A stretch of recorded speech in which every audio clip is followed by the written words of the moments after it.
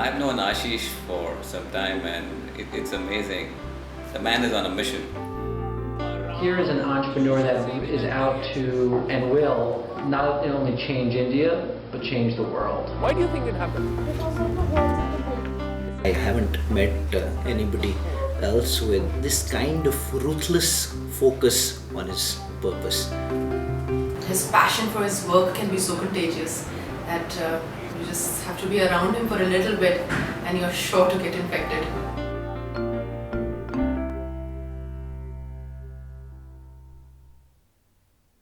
What I'd like to focus on is the largest part of our work, which is trying to improve the way children go to school in India. India is a really large country, as you know, 300 million children of school-going age, 1 million schools, both government and private. The problem of access, people say, has been largely solved, but the problem of quality is unsolved. That's what we're trying to do. We go from school to school and offer our solutions, which is a combination of curriculum, teacher training, and assessment. And over the last few years, we've seen some very encouraging results. We are creating a new to the world model. You know, this was not starting a mobile telephone company or a retailing concept where you just look at the best in class in Europe or America and say, we will just, do some version of that and launch it in India. There aren't scaled models for school improvement around the world. The model in Western Europe and North America is the state does it. That's an extremely expensive and government-dependent model. I don't think that's going to happen in the poor countries for the next 200 years. I think private enterprise will have to step in, hopefully enlighten private enterprise. So we have to invent the model. So I always wanted to do something socially relevant, but I really couldn't afford to do it. I needed to go get a job myself. One thing led to another, and I got an opportunity in Russia, worked there for a while, picked up the language, joined a French company. With them I moved to Paris, and this guy with a very ordinary upbringing suddenly kind of was living 5 minutes from Champs-Élysées and leading the good life. And I think in a funny way, I had two choices then. I could be doing that for the rest of my life, and it was the middle-class Indian dream, right? You do well and you go to America or go to Europe and you become a citizen there or stay on or whatever. But I had this bug to go back to India and do something socially relevant. And the trigger for me was the birth of my children. I'd gotten married young and I had 2 kids before I was 30, and just watching those kids and seeing the differences got me really intrigued that how can all children be taught and brought up the same way? Each child is special and different. That led me to the work of Howard Gardner. Found out about the graduate school at Harvard University, the education school, applied, got in, and then, did the unthinkable. I quit my job in Paris and went back to school.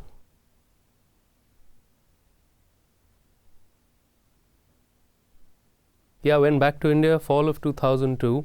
The first 3 or 4 years was like a laboratory, trying to figure out what will work. And finally, about 4.5 years ago, we came up with this whole idea of a program called Exceed, which combines detailed curriculum with teacher training and assessment, and started rolling out this program bit by bit. Today, we are a team of about 300 people. We reach about 1,000 schools and 400,000 children. It's a small, tiny number if you look at the vast ocean of 300 million children in India. But we're growing at almost 100% a year. We're doubling every year. And importantly, we're seeing results on the ground. I think that's what keeps us going.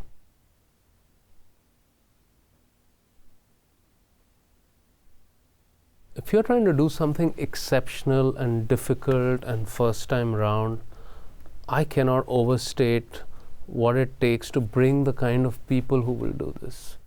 And I think there are 4 kinds of things that you need in those people. I think you need people who are really smart. I think you need people who get stuff done, have got that drive, result oriented. I think you need people who've got the right value system, whether it is transparency or honesty of purpose or being thoughtful about customers. The value system needs to be right. And I think finally, you need people who are learning oriented, who have the ability to say, I don't know, I was wrong, I screwed up, but you know what, I'm willing to pick up the pieces and start all over again. And these 3 or 4 things in the same person are often hard to get, especially when the economy is growing, things are doing well, people can get cushy jobs which are paying them. They're like, why should I pass this 4-point test of yours, you know? And but when you find them, magic happens. What we also did, we created a system of partnership. So whenever we ran into someone who was smart and interesting, we said, come on board, we may not be able to pay you what the market pays, but we'll make you a co-owner. And should we do well financially over time, this will pay back. So we call it a mentor council. And I think the whole rationale for that was that while a limited set of people may guide you on your strategy or the financial decisions, the larger organization also needs some go-to people who may bring in a certain set of ideas or value system or experiences so that they can benefit from it. By 2006-07, I think things had reached a point where the model of teacher training wasn't really working. Yes, we had these 2 or 3 small businesses which were kind of going along, but I hadn't quit this fancy job, come back to India to just run a small boutique organization. I had come back to do something very defining and which would have impact at scale. That was very important. Now, the going in hypothesis was that teacher training or professional development will do it. So for the first 3 years, armed with our Harvard degrees or whatever, we went around from school to school with 3-day, 4-day, 5-day teacher training programs, promising that, look, you do this program, and after that, suddenly the quality of teaching will improve. And it was a logical hypothesis in a sense that most of the teachers, like in any part of the world, are not necessarily there by choice. They themselves did not have a great education. So we will give this special injection and it would improve. Well, guess what happened? After we did this, we started going around to school heads and asking them that, look, you remember we came and did that training program, what happened? After the politeness was over, they would say, you know what, most people have just gone back to what they were doing previously. I was pretty much bankrupt, and the idea I thought would work was not working. And there was every reason to want to give up. And in almost desperation, I did 2 things. I started traveling around schools in India and seeing what's happening there. And second, I started teaching grade 4 science myself. And that's when I realized that this job of teaching is really, really hard. You know, it's hard enough in any classroom, but 45 kids in 45 degrees centigrade, 1 kid running out of the class, the other one won't shut up, third one won't open her mouth, the 4th one's been sick for a week, and Howard Gardner was not coming to save you, you know?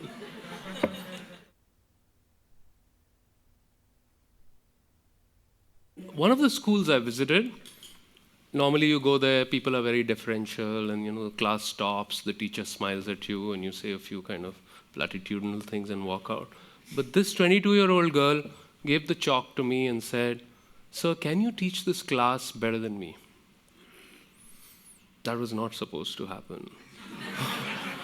All my blood drained, I was embarrassed. I was like, oh, I'm in a hurry, I need to leave.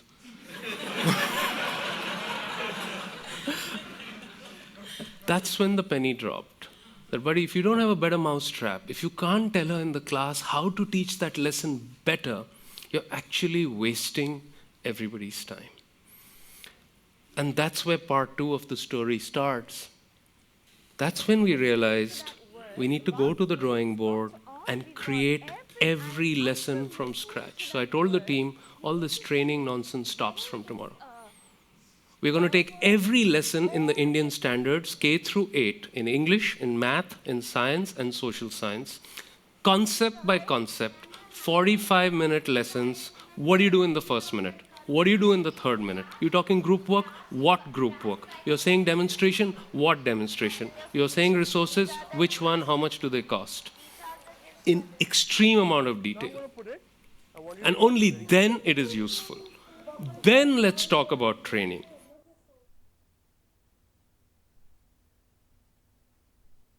What I did not realize is how much time this is going to take. So I had a little bit of savings when I came back from Paris, having worked abroad, and my needs were relatively limited.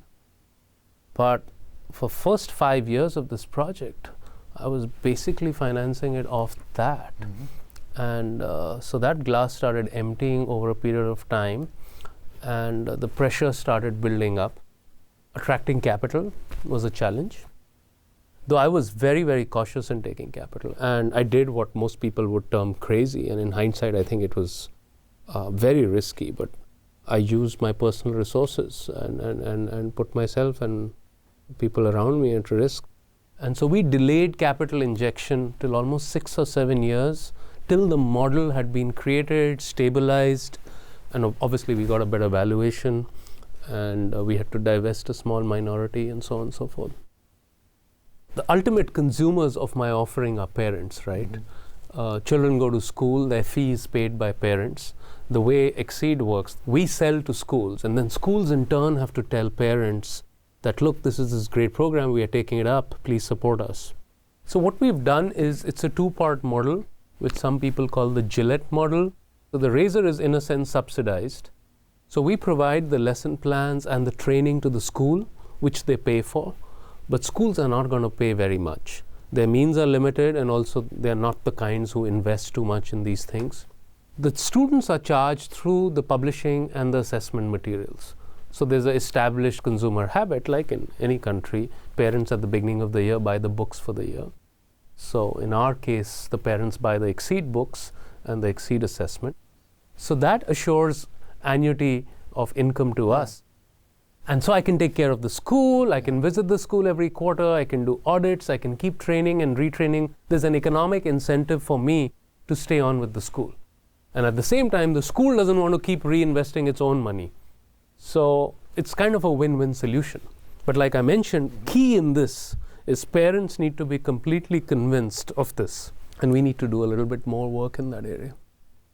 We are break-even right now, and which I think is a pretty big achievement, because we are investing pretty much all our cash flows back into growing. And the business grows 100% a year, and we have very skewed cash flows. Any education business actually makes all the income in 3 or 4 months when schools sign up and the back to school time and so on and so forth, whereas your costs are there throughout the year. So there's a fair amount of financial management involved to keep the slope going up and keep the cash in balance.